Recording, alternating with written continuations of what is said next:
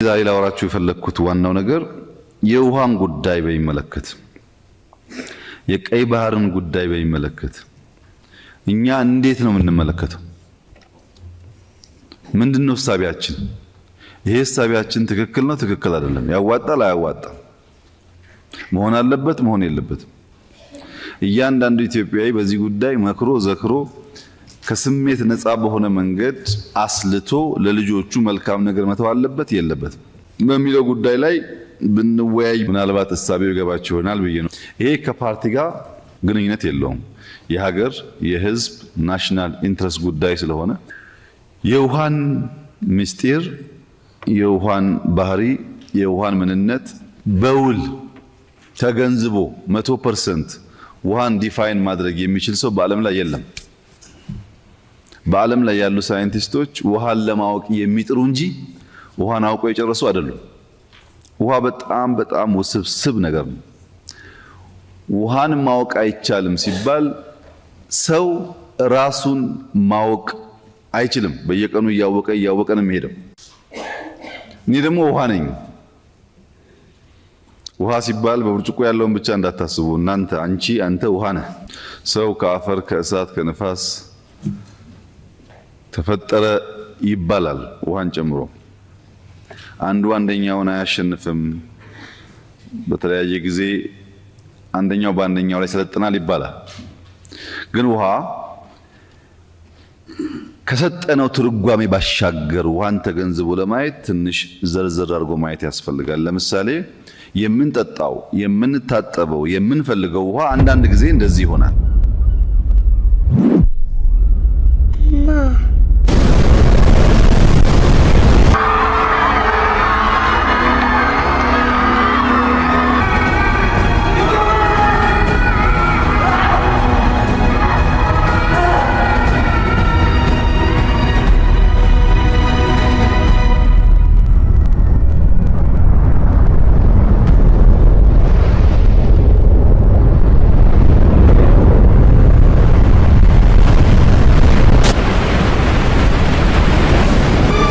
ያው እዚህ ላይ ለማየት እንደተሞከረው ውሃ ከነግርማው ከነኃይሉ ሲመጣ ብዙ ርቀት በፈጠነ መንገድ ሄዶ ሊያጠፋ ይችላል።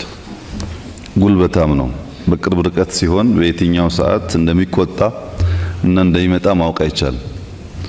ሁልጊዜ ተፈጥሮን ሲጀመር አቁሜ የነበረው አይታችሁ ከሆነ ሊጀምር ሲል አዋፋት በጣም ይታዩ ነበር አስተውላችሁ ከሆነ እና እነሱ ሴንስ አድርገውታል። ሰዎቹ ሴንስ ከማድረጋቸው በፊት ተፈጥሮን ማንበብ ኔቸርን ማየት ስንችል ከብዙ ነገር መጠበቅ እንችላለን። ተፈጥሮን ግን ችላ ስንለው እና ማስተዋል ሲሳነን ጥፋት ያመጣል። ይሄ የውሃን አቅም እና ብርቱነት ለማየት ነው። ባህሪውንም ስንመለከት ውሃ ኦደርለስ ነው፣ ከለርለስ ነው፣ ቴስትለስ ነው። ዩኒቨርሳል ሶልቫንት ነው ውሃ። እንደ አድሄሲቭ ሆኖ የሚያያይዝ ነው ውሃ፣ ወይም ደግሞ ሉብሪካንት ነው፣ የሚያዋዛ ነው። አሁን ባሉ ግኝቶች ውሃ የሚነገረውን ነገር መስማት ይችላል፣ ሚሞሪ አለው የሚል አከራካሪ ጉዳይ አለ። ሰምታችሁ ሊሆን ይችላል። ይሄን ውሃ በተደጋጋሚ ጥላቻ ከነገርከው የሚይዘው ፎርም እና ፍቅር ከነገርከው የሚይዘው ፎርም ይለያያል። ይሰማል ውሃ ልክ አንተ እንደምትሰማው እንደምታኖረው ይሰማል፣ ቅርጹ ይለያያል ይላል። ውሃ የከፍተኛ የደስታ ምንጭ ነው። አይተነው ጠጥተነው ዋኝተንበት ብዙ እርካታ አለው።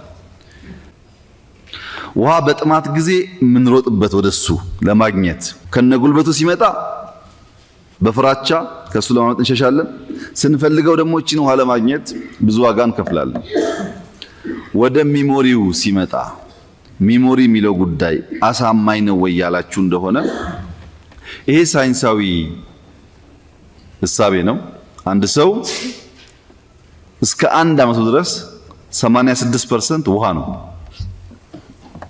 እስከ 1 ዓመቱ ድረስ ከ5 እስከ 14 ዓመቱ ድረስ 75% ውሃ ነው።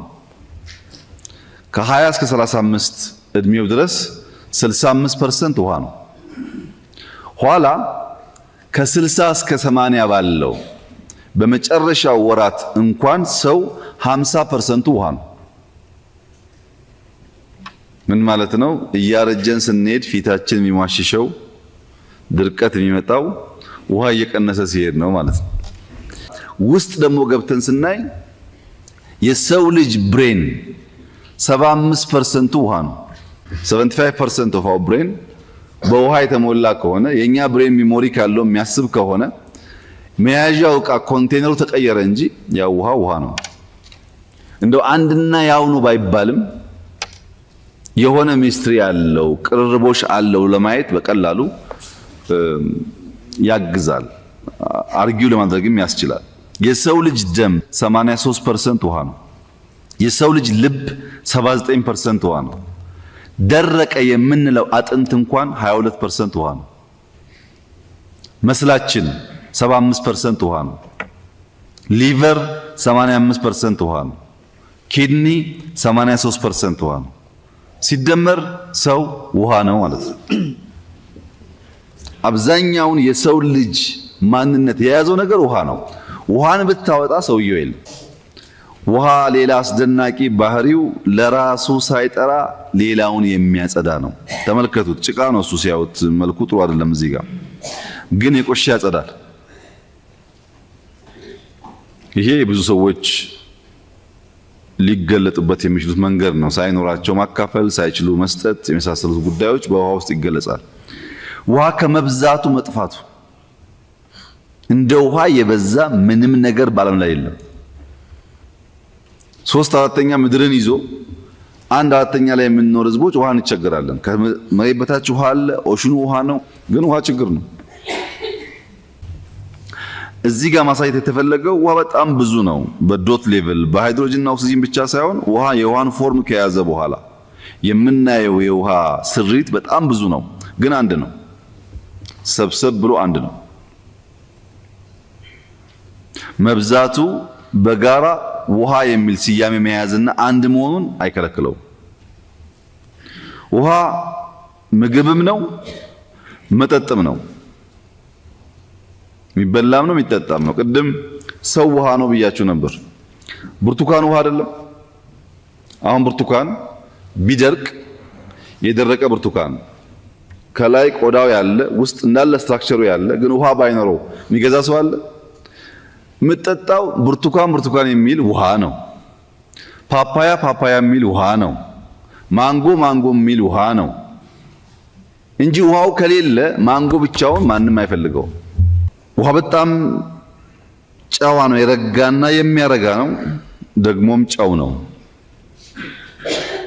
ሁለቱንም ባህሪ በውስጡ ይዟል። አንዳንዴ በጠዋት ተነስታችሁ ውሃ ዳር ስትቀመጡ ራሱ በተለየ ቋንቋ ማናገር የሚችል ብርታት ያለው ነገር ነው። በዝምታ ውስጥ፣ በዝግታ ውስጥ፣ በሌላ መንገድ ደግሞ በጨውነት ውስጥ የህይወት ሁሉ መገኛ እና መዋኛ ውሃ ነው። ሰው ስሪ ሲጀምር የሚጀመረው የእናትና የአባት የመጀመሪያው ዕለት ስሪትም ጭምር ትራንስፖርት ሜካኒዝሙ ውሃ ነው። ውሃ ከሌለ ሰው የሚሰራበት መንገድ የሚቦካው የሚጠፈጠፈው ምናምን በውሃ ነው። ውሃ በነገራችን ሁሉ ውስጥ አለ። ከኢነርጂ ከጥቅም አንጻር ግን ሲታይ አሁን የሃይድሮጂን ኢነርጂ ከቅርብ ጊዜ ወዲህ ክሊን ኢነርጂ የተባለ በስፋት የሚነገር ነው። ሃይድሮጂን በራሱ ኢነርጂ ያለው ግን በውሃ ፎርም ብንወስደው ይሄ ውሃ እዚች ጋር ቢሆን በእያንዳንዱ ቦታ የኢነርጂ ፖቴንሻል በውስጡ አለ። ኢነርጂው ግን እንደ ቦታው መጠን ይለያያል። ይሄን ብርጭቆ ከዚች ጋር ብጥል ድምፅ እንሰማለን፣ ግን አይሰበርም። ከፍ አድርጌ ብጥል ምንም ሳልጨምርበት ይሰበራል። ወይ ደግሞ ይሄ መዶሻ ቢሆን እዚህ ጋር ሚስማር ቢኖር ከዚች ጋር በመታ ከዚህ ጋር በመታ እኩል አላስገባም። ፖቴንሻል ኢነርጂ ማለት በከፍታ ያለ ኢነርጂ ነው። አሁን የኛ ግድብ 500 ምናምን ነው ሲባል ከፍ እያደረግነው በሄድን ቁጥር የሚፈጠር ፖቴንሻል ኢነርጂ አለ። ከዛ ሲወረወር የሚፈጠር ካይኔቲክ ኢነርጂ አለ። ሄዶ ተርባይኑን ሲመታና የቆመውን በዝግታ ያለውን ተርባይን ሲያነጋግረው የሚፈጠር ኢነርጂ አለ። ከላይ ጀምራችሁ ስታዩ ዋናው የኢነርጂ ፖቴንሻል ምንጭ ያለው ውሃው ላይ ነው። ውሃው ነው ሄዶ ካይኔቲክ ፎርም ወስዶ ሜካኒካል ገየቱን አንቀሳቅሶ ወደ ኤሌክትሪካል የሚቀየር ወደ ላይ የሚመጣው ማለት ነው። ቀደም ባለው ጊዜ ደግሞ የእህል ወፍጮን ብትወስዱ ውሃው ራሱ ተርባይኑን እያንቀሳቀሰ ይፈጫል። ወይ ደግሞ ባቡሮች፣ መርከቦች በእንፋሎት አማካኝነት እንቅስቃሴ ያደርጋሉ እንዳሁኑ አይነት ኢነርጂ ፎርም ባልተፈጠረበት ጊዜ። ወይ ደግሞ ሃይድሮጅን ብቻውንም በከፍተኛ ደረጃ ጉልበት ሆኖ ለሰው ልጆች ህይወት አቅላይ ይሆናል። ውሃ እንደገና በውቅያኖስ ውስጥ ኦሽኖግራፊ በሚባለው ሳይንስ ገና አልታወቀም። በውሃ ውስጥ ያለው ሀብት፣ ያለው ነዳጅ፣ ያለው ምግብ፣ ያለው መድኃኒት ጥናት ላይ ነው ያለው። በጣም ብዙ ሪሶርስ ኦሽን ስር እንዳለ ይታመናል። የውሃ ጠብ ጠብ እያለ አለት ያፈርሳል። ጉልበቱ በጣም በኮንቲቲ ከባድ ነው። በአንዴ ሳይሆን በቀጣይነት ማለት ነው። እንደዚህ አይነት ወሰብሰብ ያለ ነገር ያለው የህይወታችን አካል የሆነ ቸል ልንለው የማንችል ብንለውም ኤግዚስተንሳችን ጥያቄ ውስጥ የሚገባ ነገር አይ ግድ የለም ውሃ ሊባል አይችልም። እኛ ውሃ ነን። የዕለት ተዕለት እንቅስቃሴያችን ውሃ ነው። ስለ ውሃ ያለን ግንዛቤ ከፍተኛ ካልሆነና ኔቸርን ተገንዝበን ደግሞ ካልሄድን ጦስ ያመጣል። ወደፊት ደግሞ የዓለም ዋናው የጭቅጭቅ የንትርክ የሀብት ምንጭ ውሃ ይሆናል። ምክንያቱም ውሃ ላይ ያለ ጥናትና እውቀት እያደገ እየመጣ ስለሆነ የኛ የ21ኛው ክፍለ ዘመን ስትራቴጂ ምንድነው? ይሄ የብልጽግና ስትራቴጂ የአብን ስትራቴጂ የኢዜማ አይደለም። የኢትዮጵያ የዘመኑ ከኛ እድሜም በኋላ ባለው ጊዜ ውስጥ ግራንድ ስትራቴጂዋ ምንድነው ያላችሁ እንደሆነ አንደኛው ሰላምና አንድነት። ሰላም ያስፈልገናል። አንድ መሆን አለብን። አንድ ምን ሆነው እንደ ውሃ ብርቱ ለመሆን ነው። ለየብቻ ትችላላችሁ ግን የትም አትደርሱ። ለምሳሌ ኤርትራ፣ ጅቡቲ፣ ሶማሌ፣ ኢትዮጵያ አንድ ሀገር ቢሆኑ ይሄ ፌዴራሊዝም ነው ፌዴሬሽን ነው ተውና አንድ ሀገር ቢሆኑ በፈለገው መንገድ ሶማሌ፣ ኢትዮጵያ፣ ጅቡቲ፣ ኤርትራ ሚለምን ይመስልሃል? ሌላ ራሻ፣ ሌላ ቻይና፣ ሌላ አሜሪካ ማለት እኮ ነው። በጣም ትልቅ ሀገር ነው። ሰብሰብ ብለን አቅም ማደርጀት ስንችል በተን ብለን አቅም እናጣለን። አንድ መሆን ያለብን ለሱ ነው። ሰላምስ መሰረት ነው። ሰላም ከሌለ ምርምር የለም። ሰላም ከሌለ ብልጽግና የሚባል ነገር የለም። ስለዚህ አንድ መሆንና ሰላም እንፈልጋለን። ሁለተኛውስ ሁለንተናዊ ብልጽግና እንፈልጋለን። ብልጽግናን ለማምጣት ሰላም ለመሆን አንድ ለመሆን ግን ጂኦፖለቲክሱን ማናይ ከሆነ የኢትዮጵያ ሕገ መንግስት ቢቀየር አንድ እንሆናለን? አንሆንም። እሱ አንድ ኤሌመንት ነው። በምግብ ራሳችን ብንችል አንድ መሆን እንችላለን? አንሆንም። እሱም አንድ ኤሌመንት ነው። ስራ አጥነት ቢቀንስ እነዚህ ሁሉ ተመጋግበው ጂኦፖለቲክሱን ከዘነጋ ነው አይሆንም። ጂኦፖለቲክሱ በጣም ወሳኝ ስለሆነ እሱም በመያዝ ሁለንተናዊ ብልጽግናን ሰላምና አንድነትን ማረጋገጥ ያስፈልጋል። እኛ ደግሞ እዚህ ያለን ሰዎች አብዛኛዎቻችን ግማሽ የሚሆነው እድሜያችንን የጨረስነን ወጣቶች አላችሁ፣ ግን አብዛኛዎቻችን እንደዛ ነን። ከዚህ በኋላ የሚጨንቀን የኛ መኖር ብቻ ሳይሆን የሀገር መቀጠል የትውልድ መቀጠል ጉዳይም ሂሳብ መሆን አለበት። ዝም ብሎ እኔ በልቻ አደርኩ ብቻ መሆን የለበትም። ሰፈሩ በሙሉ ሰላም እንዲሆን አንደኛው መታየት ያለበት ቀይ ባህር ነው። የቀይ ባህር ጉዳይ በደንብ ንግግር ያስፈልገዋል። አንናገረውም፣ አናነሳውም፣ ለግጭት ነው እንደዛ አይደለም። ግጭት የሚባል እኛ አንፈልግም፣ ግን እናነሳዋለን። ሁለተኛው አባይ ነው። ሶስተኛው ጠቅላይ አፍሪካ ቀንድ ነው። የውሃ እውነታ የሀገራችን ደግሞ ሁኔታ እንዴት ይታያል? ውሃና ኢትዮጵያ እንዴት ይታያሉ ያላችሁ እንደሆነ ኢትዮጵያ ማለት በውሃ የተከበበች ደሴት ነገር ግን ውሃ የሚጠማት ሀገር ነች።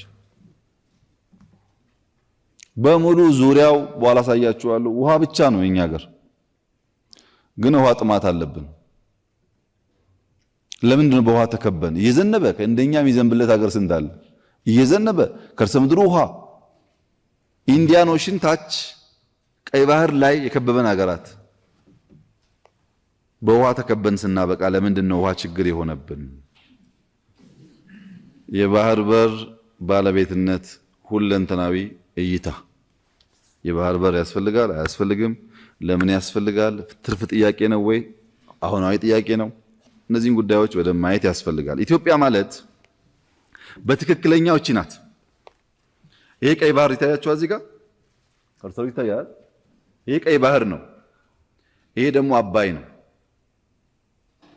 ኢትዮጵያ ማለት እዚህ ውስጥ ነው ያለችው። ይሄኛ ውሃ ይመለከትሻል፣ ይሄኛ ውሃ አይመለከትሽም ብትላት አይሰራም። ኔቸር እንደዛ አይልም። ከኢትዮጵያ ጋር እዚህ ጋር ኤርትራ አለች። በዚህኛውም ያገባታል፣ በዚህኛውም ያገባታል። እዚህ ጋር ሱዳን አለች። በዚህኛውም ያገባታል፣ በዚህኛውም ያገባታል። እዚህ ጋር ግብጽ አለች። በዚህኛውም ያገባታል፣ በዚህኛውም ያገባታል። ለምሳሌ እኔ የማንም ሀገር ትልቅ ሀገር የሚባል ሰው ቢደውልኝ ወይ ቢያገኘኝ ኢትዮጵያና እኛ አብረን በጋራ መስራት ይገባናል ምናምን ካለ በኋላ የአባይ ጉዳይ ግን ይለኛል። አባይ እኮ እኛ ድንበር ውስጥ በእኛ ገንዘብ የሰው ውሃ ሳነካ ማንም አይሰማኝም። አባይማ እናንተ ብቻ አይደለም፣ ግብጾች፣ ሱዳኖች ህልውናቸው ነው። ሁሉም ሰው የሚናገረው ይሄን በቃ ምንም ታቡ አይደለም። ኢትዮጵያ ውስጥ ግን በጣም የሚያሳዝነኝና የሚያመኝ ነገር የቀይ ባህርን ጉዳይ በፓርላማ አባላት ደረጃ እንኳን ሐሳብ መወያየት እንደ ነውር እናስባለን። ያንተን አባይ ያንተን ህዳሴ ከነገንዘብህ ከነምናምንህ በየትኛውም አጀንዳ ላይ ሰው እንደፈለገው እየተነጋገረ አንተ ግን ቀይ ባህርን የሚያክል ነገር እንደ አይዲያ መነጋገር ለምን ታቡ ይሆንብሃል? አትውሰደው ይቅር፣ ግን ለምን አነጋገርበትም? ይጠቅማል አይጠቅምም? ከመጣም እንደሚያስከትለው ማያስከትለው ለመነጋገር እንዴት እናፍራለን? ቀይ ባህርና አባይ ኢትዮጵያን የሚበይኑ ከኢትዮጵያ የተቆራኙ ለኢትዮጵያ እድገትና ጥፋት መሰረት ናቸው። ጥቅሙ ግን ምን ይሁን? ልክ አሁን ህዳሴ ላይ እንደምንደራደረው መደራደር እንችላለን። ችግር የለውም። ድርድር ማለት አትጠቀምበት ማለት ካልሆነ በስተቀር ችግር የለውም። The rights and claims of Ethiopia based on geographical, በጂኦግራፊ historical, history, ethnic or economic reason, including in particular Ethiopia's legitimate need for adequate access to sea የሚል ዩኤን ቻርተር ላይ አለ። በታሪክ በጂኦግራፊ በኢኮኖሚ በዘር ደግሞ በኋላ አፋር ሶማሌ እናያለን። በዚህ ውስጥ ኢትዮጵያ ሌጂቲሜት ጥያቄ አላት የሚል ስምምነት ነበር።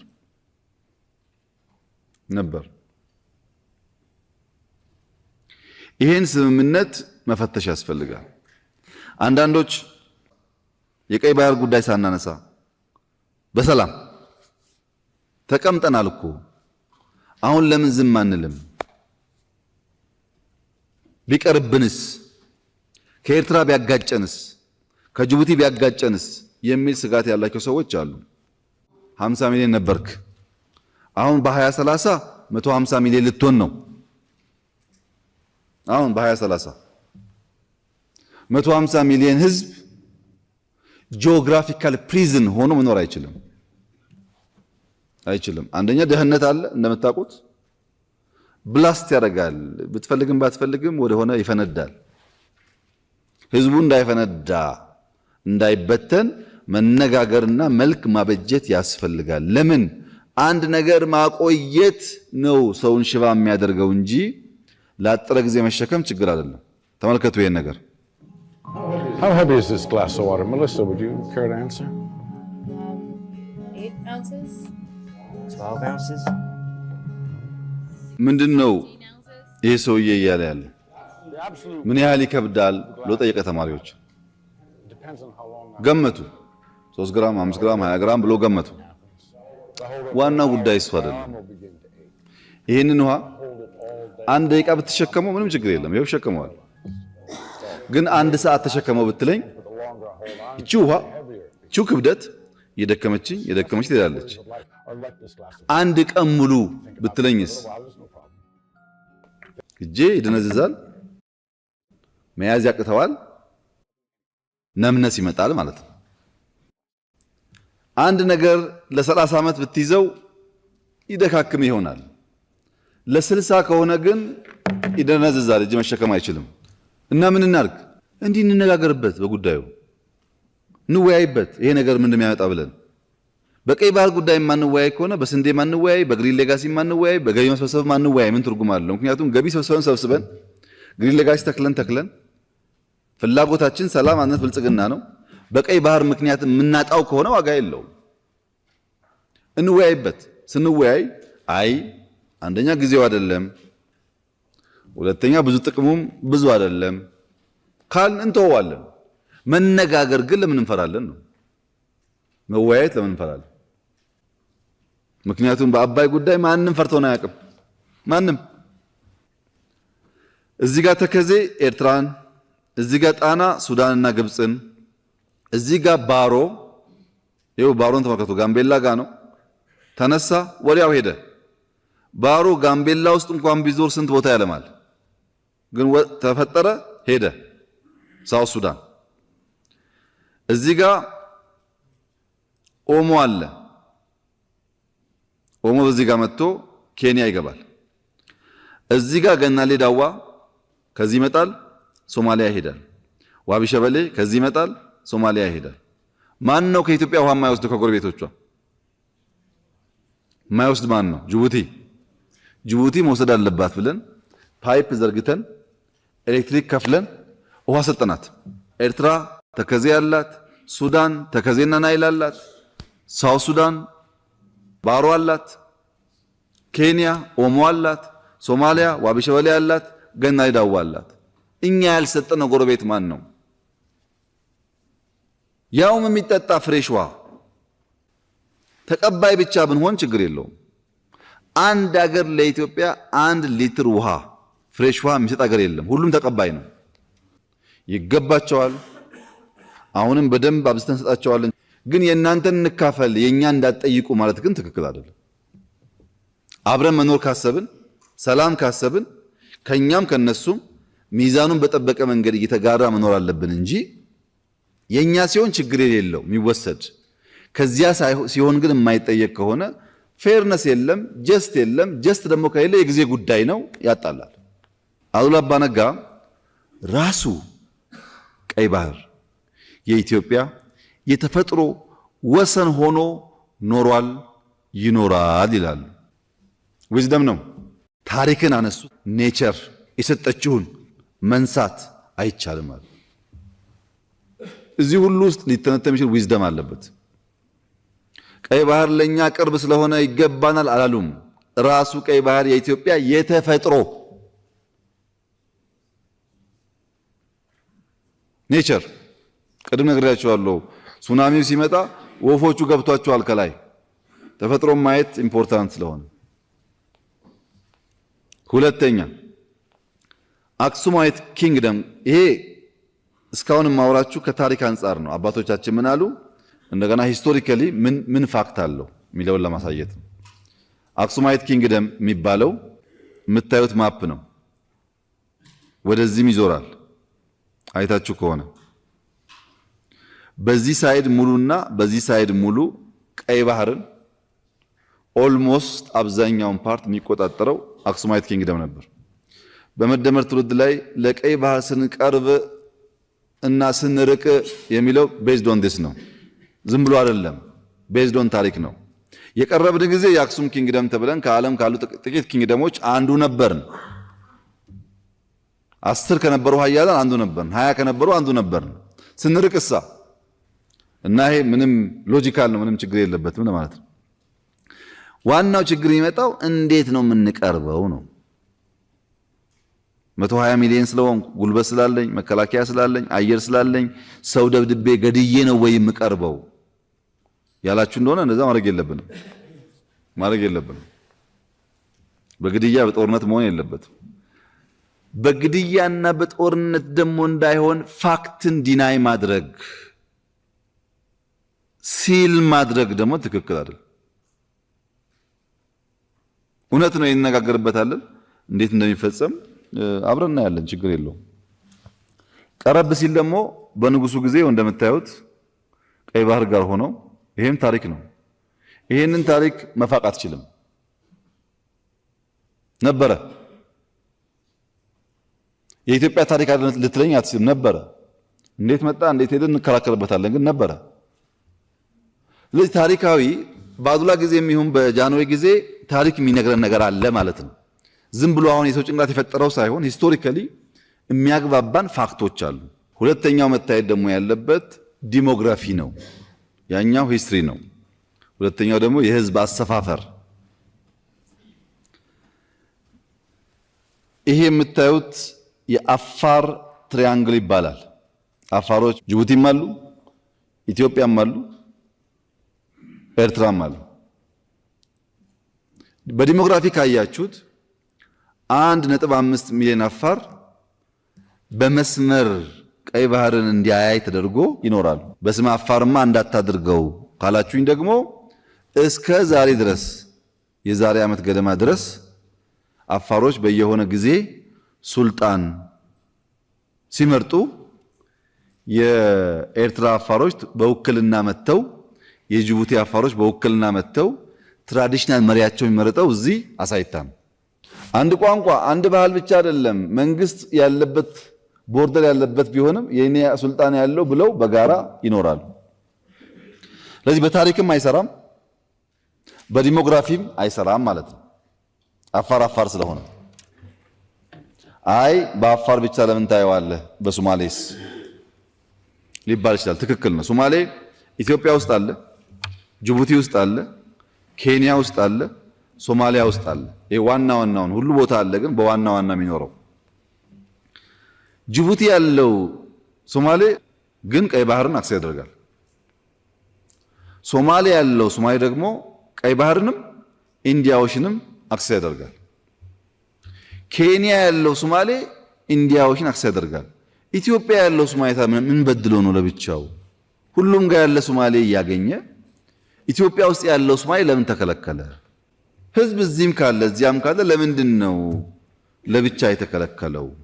ምናልባት አንሶም ሊሆን ይችላል። አንዳንዴ ሪሶርስ ያንስና ሽሚያ ይፈጠራል። በዓለም ላይ 44 አገሮች አሉ ላንድ ሎክድ የሚባሉ ወደ ውሃ ያልቀረቡ። ከ44ቱ ሀገራት የኢትዮጵያን ህዝብ ቁጥር የሚያክል የለም። 120 ሚሊዮን ህዝብ ይዞ ላንድ ሎክድ የሆነ በዓለም ላይ አንድም ሀገር የለም። ምን ማለት መሰላችሁ? 5 ሚሊዮን ብንሆን ኢትስ ኦኬ እንደ ነገሩ። 10 ሚሊዮን ቢሆን ኢትስ ኦኬ እንደ ነገሩ። 120 ሆነን ዝም ብለን ብንቆይ ችግር የለውም። ግን 150 እንደ መጣው እያለ ነው። በ2050 ደግሞ ደብል ያደርጋል ይባላል። ኢትዮጵያ ህዝብ ከ350 ሚሊዮን ይበልጣል ይባላል። ግምት ነው እሱ።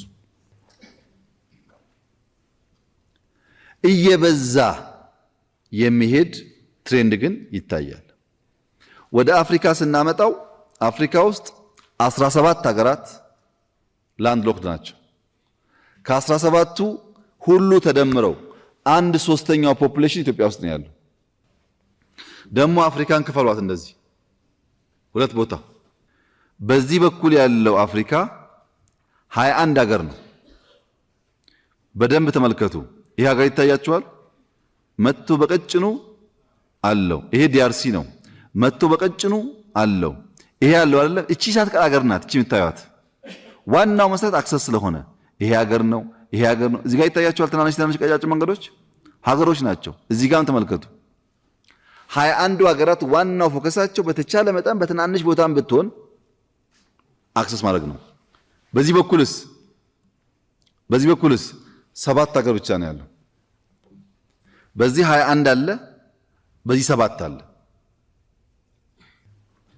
ለምሳሌ አንዳንድ ሰው አጥር ድንበር ይዞ ወደ ድንበር ያትሻገር እዚህ ጋር እርሻ አለኝ እዚህ ጋር ምናምን አለኝ ሊከራከር ይችላል። በጣም ፕሌንቲ ሪሶርስ ነው። ለሁሉ ይበቃል። ጥቅም ላይ የዋለ አይደለም። እኛ ቁጥራችን እያደገ ነው። በዚህ ምክንያት እንፈራለን። ፍራቻው ምን አመጣው ያላችሁ እንደሆነ ቅድም እንዳልኳችሁ ነው። ይሄ ለኢትዮጵያ የኤግዚስተንስ ጉዳይ ነው፣ ቅብጠት አይደለም። ወይ ሊዝ ማድረግ ካልቻል ወይ ኢንቨስት ማድረግ ካልቻል ጅቡቲ ላይ እንደምታውቁት ቻይና ኢንቨስት አድርጋለች። በርበራ ላይ ዩኤኢ ኢንቨስት አድርጋለች። ሞቃዲሾ ላይ አሁን ተርኪ ኢንቨስት ያደረገች ነው።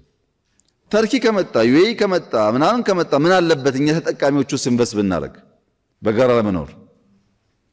አይ ስጋት አለብን። ኦኬ ስጋት ከሆነ ገርድ በአፍሪካ አንደኛው ዳም ነው፣ እያለቀ ነው ያለው። እኛ አሰብ ላይ ኢንቨስት እናርግ ወይም ዘይላ ኢንቨስት እናርግ ወይም አድሪስ ኢንቨስት እናርግ፣ ቦታ ምርጫ ብዙ ችግር የለብንም። እናንተ ደግሞ ገርድ 30% 20% ሼር ውሰዱ። እኛ ስጡን ብቻ አላለም፣ ከኛም ውሰዱ፣ ግን ያስፈልገናል። አይ ገርድ አንፈልግም ካላችሁ የኢትዮጵያ አየር መንገድ በአፍሪካ አንደኛ ነው፣ በጣም ትልቅ አየር መንገድ ነው። 20-30% ውሰዱ፣ ለኛም ደግሞ ፖርት ስጡን። አየር መንገድ አያስፈልገንም ካላችሁ ኢትዮ ቴሌኮም በአፍሪካው ትልቁ የሚባል ቴሌኮም ነው፣ 70 ሚሊዮን ሰብስክራይበር አለው። ሼር ውሰዱ። ያው ዓለም እየገዛ አልመጥቶ እኛ ደግሞ እናደርግ። እንደዚህ ከሆነ ግን አይሆንም። በህዳሴ ጉዳይ በተከዜ ጉዳይ እየተወያየን በቀይ ባህር ጉዳይ አነጋገርም ካላችሁ አይሆንም። ለመሙላት እንስማማ፣ ለዛኛውም እንስማማ። ልክ ፍሬሽ ውሃ እናንተ እንደሚያስጨንቀው እኛ ያስጨንቀናል። አንደኛ ከተቆጣ ከመጣ ኢትዮጵያን ይሰነጥቃታል። ኢሚዲየት ትሬት ነው፣ አጠገባችን ነው ያለው። ይሄ ብቻ አይደለም፣ በኋላም በየቦታው አነሳዋለሁ። የዩኤን ጥናት እንደሚያሳየው የአንድ ሀገር ጂዲፒ ከ25 እስከ 30% የባህር በር ነው። ለምሳሌ ኢትዮጵያ 100 ቢሊዮን ከሆነ ጂዲፒዋ አይኗ እያየ 25 ቢሊዮን 30 ቢሊዮን ትታለች ማለት ነው። ዘሚኒት አክሰስ ስታገኝ ያ ቫልዩ ያ አማውንት ይጨምራል። ይሄ ጥናት የዩኤን ጥናት ነው። አሁን ኢትዮጵያ 100 ቢሊዮን ከሆነች 30 ቢሊዮን ኢንቨስት አድርጋ ቀይ ባህር ብታገኝ ያዋጣል ማለት ነው። አሁን ገርድ ሼር አድርጉ የምንለው ለዝም ብለን አይደለም፣ ሂሳቡን አስበን ነው። 25 ቢሊዮን ኢንቨስት ብናደርግ 20 ብናደርግ 15 ብናደርግ 10 ብናደርግ 5 ብናደርግ ያዋጣል።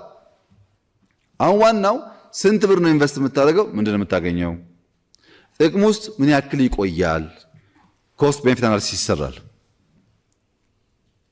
ዝም ብሎ ግን ችላ የሚባል ጉዳይ አይደለም። በዓለም ላይ በኢትዮጵያ ልክ ለባህር በር ቀርቦ ባህር የሌለው ሀገር የለም። በእኛና ባህር መካከል መስመር ናት የምታዩት። አሁን ያሉ መሪዎች ደግሞ የሶማሌ መሪ፣ የጅቡቲ መሪ፣ የኤርትራ መሪ፣ የኢትዮጵያ መሪ ደግሞ ስለ አሁን ሰላም ብቻ ሳይሆን ስለሚጸና ዘላቂ ሰላም መነጋገር አለባቸው። እኛ አሁን አንጣላና ልጆቻችን ይባሉ ሊባል አይችልም። እንዳይባሉ እንነጋገር። በኢንቨስትመንት ነው፣ በሼር ነው፣ በሊዝ ነው፣ እዚህ ያለውን በመውሰድ ነው። ምርጫው ሊታይ ይችላል። አንነጋገርበትም ይባል ነገር ግን ስህተት ነው። የኢትዮጵያ የባህር በር ባለቤት የመሆን ቅድም እንዳነሳሁት ታሪክ ብቻ ሳይሆን ኢኮኖሚም ነው።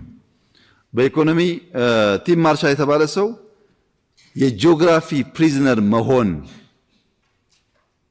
የጂኦግራፊ እስረኛ መሆን ድህነትን እሺ ብሎ መቀበል እንደሆነ የምዕራቡ ታዋቂ ስኮላር ጽፏል። አይናችን እያየ እድገት ዘላቂ ሰላም የሚያመጣን ነገር ቸል ማለት አንችልም። ፖርት በጣም ወሳኝ ስለሆነ እንደምታውቁት በጂዲፒ ያለውን ኢምፓክት አንስቼላችኋለሁ። ፖለቲካዊና ደህንነት ላይ እኔ በጣም እርግጠኛ ሆኜ የምነግራችሁ አፍሪካ ውስጥ ምንም ጥርጥር የሌለው ሀያል ሀገር የመሆን ሁሉም ፖቴንሻል ኢትዮጵያ አላት። ፖፑሌሽንም፣ ሪሶርስም፣ የተማረ ሰው ኃይልም አላት። የሚቀራት ነገር አለ፣ እሱ ሂደት ያመጣዋል። ግን ይሄ ጉዳይ ኢትዮጵያ አፍሪካ ላይ ያላትን ቦታና ስፍራ እንዳትይዝ ይከላከላል። የተቆለፈ ስለሆነ እኛ ባህር በር እንፈልጋለን፣ ቀይ ባህር እንፈልጋለን፣ ኢንዲያን ኦሽን እንፈልጋለን ካልን በኋላ ምርጫችን አንድና አንድ ብቻ ነው ወይ? ምን ምርጫ አለን የሚለው አማራጮች ደግሞ ማየት ጠቃሚ ይሆናል። ያሉ አማራጮች ስናይ የተሻለ ጉዳዩን ለመገንዘብ ስለሚያስችል ዘይላ ሶማሊላንድ እንደምታውቁት ኢፋት በሚባለው ኪንግደም ጊዜ ዘይላ ይኸው ይታያል። ታሪኩ አለ፣ ማፑ አለ። አሁንም ዘይላ አንዱ ኦፕሽን ጅቡቲ ነው። አሁንም እየጠቀመን ያለ ወደብ ነው። አዶሊስ ሰምታችሁ ይመስላል። አዶሊስ ሲባል ኤርትራ ውስጥ ያለ ጫፍ ላይ ያለ አለ። እሱንም እንደ ኦፕሽን ማየት ይቻላል። ምጽዋም እንደ ኦፕሽን ማየት ይቻላል። አሰብም እንደ ኦፕሽን ማየት ይቻላል። እኛ የግድ በአሰብ ካልሆነ የግድ በምጽዋ ካልሆነ የሚል አቋም የለንም። እኛ የምንፈልገው መተንፈሻ በር ብቻ። መተንፈሻ በር በየትኛውም ከመጣ በግዢም ይሁን በሊዝም ይሁን በሆነ መንገድ ስምምነት ከመጣ የምንፈልገው እሱ ነው። ለምን? ቁጥራችን እየበዛ ነው። አሁን ባለው ትሬንድ በተሸከምነው ልክ መሸከም አንችልም። እየቆየ ሲሄድ ከቁጥጥር ውጭ የሆነ ጉዳይ ይመጣል።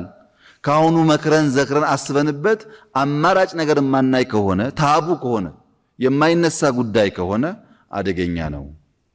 ቢያንስ አሁን ያለው ትልልቁ ፖለቲካል ኤሊት የሚወያይበት ጉዳይ ይሁን። አክሽኑ ይቅር እንወያይበትና ልጆቻችን ያስቡበት ሊባል ይችላል። ዝም ተብሎ ግን የሚተው ጉዳይ አይደለም። ተራ ጉዳይ አይደለም። እንኳን በዚህ ጉዳይ በስንት ቀበሌ እንጨቃጨቀል እንደኛ በማይረባ በሚረባ ቁም ነገር ስለሆነ ቢያንስ እንወያይበት። አለበለዚያ የኢትዮጵያን ኤግዚስተንስ አደጋ ውስጥ ያስገባል የሚል ሐሳብ አለው። አሁን እኔ የምነግራችሁ እንደ ፓርላማ አባል እንደ ብልጽግና አባል ምናምን አይደለም። አገሩ እንደሚወድ ዜጋ እና ሪስፖንሲብል እንደሆነ ሰው ምነግራችሁ። ይሄ ግን የሀገር ጉዳይ ስለሆነ ልጆች ምናምን ያው ትውልድ ይገደዋል። ሁላችሁም ስለሚገባችሁ የፖለቲካ ጉዳይ አይደለም ብዬ ነው እና እንደፈለጋችሁ ማየት ይችላልላችሁ። እኔ በዓለም ላይ ለመናገር በጣም ልበ ሙሉ ነኝ። ምንም የማንንም ትርፍ አልፈልግም። የሚገባ ነገር በንግግር ብዬ የማስበው ነው። ግን ስንወያይበት ሞር ዳታ፣ ስንወያይበት ሞር አማራጭ መንገድ፣ ስንወያይበት ሞር የተሻለ ጊዜ ምርጫ እናገኛለን። ውይይት ከቀረስ ጥቂቶች ትክክል ነው ብለው ሮንግ ነገር ሊሰሩ ይችላሉ። አብዛኛው የንግድ ችግራችን ለምሳሌ ወደብ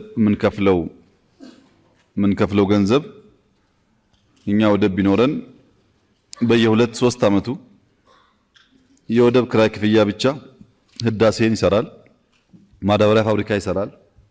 በየ5 ዓመቱ አንዳንድ ትላልቅ ፕሮጀክቶች እየሰራ ለማደግ ሊያግዘን ይችላል። ገንዘባችን በዕዳ ክፍያ በወደብ ክፍያ ምናምን ስለሚያልቅ እነዛ ለመከላከል ያግዛል። ሌላው ግን መናቅ የሌለበት ነገር በኦሽኖግራፊ በጣም በርካታ ነዳጅ፣ ምግብ፣ መድኃኒት ኦሽን ውስጥ አለ። እነዛ ጉዳዮች ህዝቡ እየበዛበት የሚሄድ ሀገር ሁሉ መጨነቅ ያለበት ስለ ምግብ ነው። እንዴት ዜጎቼን አበላለሁ ብሎ ማሰብ አለበት እና ከኦልተርኔቲቭ ፉድ ሶርስ አንጻርም ሲታይ ሚናቅ አይደለም ሚናው። እንግዲህ ይሄ ሁሉ ጠቀሜታዎች አሉት። አሁን ዋና ጉዳይ አካሄዱ ምን ይሁን ነው። እዚህ ጋር የምፈልገው ነገር ከፈለገ ቀይ ባህር አይምጣ። እኛ ኢትዮጵያን የምንወክል ሰዎች ግን ብቻችን ሆነን ስንወያይ እንኳን የማናነሳው አጀንዳ ግን አናርገው። አዚፍ ቀለል እንዳለ ጉዳይ ዝም ብለን የምንተወው ጉዳይ ግን አናርገው። የምናነበው፣ የምንመክርበት፣ የምንወያይበት ከተቻለም የምንጽፈው ጉዳይ ይሁን። እንደ ተራ አጀንዳ ዝም ብለን አይሁን። አካሄዱ ግን መሆን ያለበት እኔም እናንተም ማድረግ ያለብን በተቻለ መጠን በሰላማዊ መንገድ ነው። የይገባኛል ጥያቄ ስላለን 100 ሚሊዮን ስለሆን ወታደር ስላለን ዘለን የሰው ሀገር የምናንቅ መሆን የለብንም። ይሄ ትክክል አይደለም። እኛ ያ ኢንትረስት የለንም። በሰላም እንዳይ ነገር ይቻላል ወይ? አዎ በጣም ይቻላል። ቢኮዝ የጋራ ተጠቃሚነት፣ የጋራ ብልጽግና፣ የጋራ እድገት፣ የጋራ ሰላም የሚፈልግ ሰው ሁሉ ያደርገዋል። የቅኝ ግዛት ድንበሮችን ብቻ ማየት ጥሩ አይደለም። አፋርን ማየት ጥሩ ነው። ሶማሌን ማየት ጥሩ ነው። የኢትዮጵያን ፖፑሌሽን ማየት ጥሩ ነው። አክቹዋል ፋክት ስለሆነ በፍትህና በርትዕ ላይ የተመሰረተ ነው። እኛም የማይገባንን ብንጠይቅ የጊዜ ጉዳይ ነው፣ አያዋጣም። እኛ የሚገባንን ብንይዝ ሌላው የሚገባውን ቢይዝ ግን ለዘለቀ ጊዜ አብረን መኖር እንችላለን። በኢኮኖሚ መደጋገፍ ያስችላል። ምንድነው ያለው ምርጫ? አንደኛ ፌዴሬሽን፣ ኮንፌዴሬሽን። ኤርትራን ኢትዮጵያን ብትወስዱ ግን ይኸውላችሁ ይሄ ሁለት ግንድ መልኩ ይለያያል። ልክ ባንዲራውና ስሙ እንደሚለያይ ህዝብ ማለት ነው። ውስጥ ግን የተያያዘ ነው። ያኔ ያጣላን የኮንፌዴሬሽን ህግ አሁን ሊታይ ይችላል። ያኔ የነበረው ስሜትና ዛሬ አንድ አይደለም። ፌዴሬሽኑን በትክክል ማስቀመጥ፣ ለምሳሌ የባንዲራ ጉዳይ፣ የስም ጉዳይ፣ የምናምን ጉዳይ ካለ ማስቀመጥ። አሁን ባለው ስሜት ልናርቀው እንችላለን። እንግዲህ እምነታችንን ትግራይ የሚናገረውም አፋር የሚናገረው ምናምን ህዝቡ እንደምታውቁት ያው አንድ ህዝብ ነው። ምግባችን እንጀራ በወጥ ነው። ዘፈናችን፣ ሁሉ ነገር አንድ ነው። ከፖለቲካ ውጪ አንድ ነው። በቀላሉ መመለስ ይቻላል። ይሄ ኖ በፍጹም አይታሰብም። አይደረግም ካሉስ ይችላሉ፣ መብታቸው ነው። በግድ አይሆንም። ይሄ ሁለተኛው ደግሞ የመሬት ልውውጥ ነው። ይሄ ዓለም አቀፍ ልምምድ ነው። ዓለም ላይ ያለ ኤክስፒሪየንስ ነው። ጊቭ ኤንድ ቴክ አለ ዓለም ላይ። ጊዜ ላይ ችግር ካለ መነጋገር እንችላለን። እንደ ኮንሰፕት ግን ኢትዮጵያ አያስፈልጋትም የሚል የትኛውም ሰው ቢሆን ማለት ነው፣ የትኛውም ጫፍ ያለ ሰው ቢሆን ትክክል አይደለም። ፖለቲካል ፓርቲዎች፣ ፖለቲካል ኤሊትስ አሉ። አሁን ኢትዮጵያ ሰብል ልትወስድ ምናምን የሚሉ እንደዛ አይነት ንግግሮች በኋላ ዋጋ እንዳያስከፍሉ ቢያንስ የምንነጋገርበትን ነገር በፖለቲካል ልሂቃን ደረጃ መግባት ያስፈልጋል። ተገቢ አይደለም ዝም ብሎ በማያነታርክ ጉዳይ የምናደርገውን ጥፋት እንድናቆም። ሁለተኛ ትርክት ነው።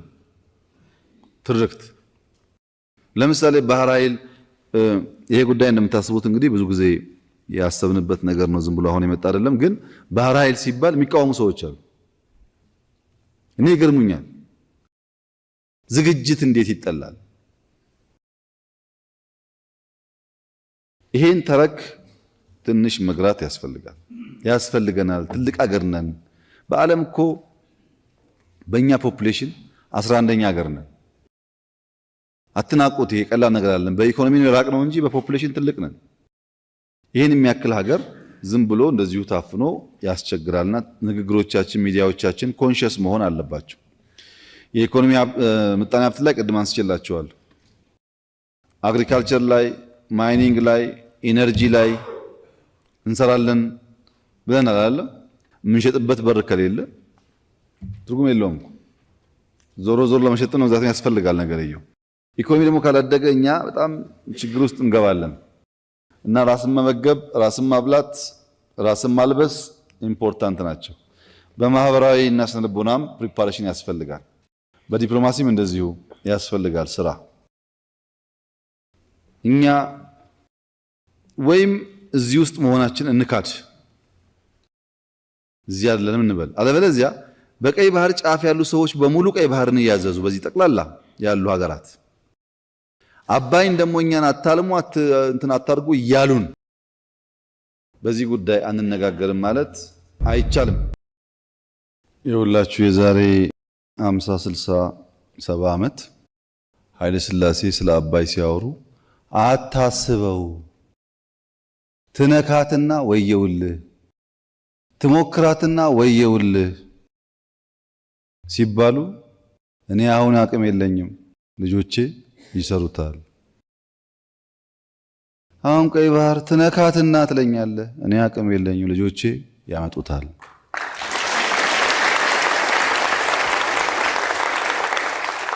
አሁን አይቻልም ማለት ነገ አይቻልም ማለት አይደለም። እናንተ ደግሞ ተራችንን እንመካከራለን፣ መንገዱን እናያለን፣ ምርጫውን እናያለን። ከተሳካ እናሳካለን፣ ካልተሳካ ልጆቻችን ያሳኩታል እንጂ ተዳፍኖ ይቅር የሚባል ነገር አይደለም። መብት ስለሆነ ደግሞ ለኛ የኤግዚስተንስ ጉዳይ ነው። ከዚህ ውጪ እንደ ሀገር ሰርቫይቭ ማድረግ አንችልም። አሁን ችለናል። ለምን? የምንሸከመው 1 ሰዓት ስለሆነ። 2 ሰዓት ሲሆን ታዩታላችሁ። ይሄ ታይቷል ኢትዮጵያ ውስጥ። ይሄ የት ነው? አዲስ አበባ እኮ ነው። ትናንትና ይሄ አዲስ አበባ ዛሬ አለ። በዚህ ጊዜ አዲስ አበባን የሚያውቁ ሰዎች እንደዚሁ በሳር ቤት የምንቀር ይመስላቸው ይሆናል። የአሁኑን ፎቆች ስላላዩ ማለት ነው። ተቀይሯል፣ ይቀየራል። እኛ ግን ሶበር እንሆን፣ ኮሌክትድ እንሆን፣ አይዲያችን ግልጥ ያለ ይሁን፣ ህብረታችን የማይናወጥ ይሁን፣ የምንጣላበትና የማንጣላበት ጉዳይ የለየን እንሆን፣ የነቃን እንሆን። እባካችሁን ሰብሰብ ብላችሁ ለላቀ ቁም ነገር በጋራ የምንሰራና ለትውልድ የምናሸጋግር ሰዎች ያድርገን ያድርጋችሁ ለማለት ነው።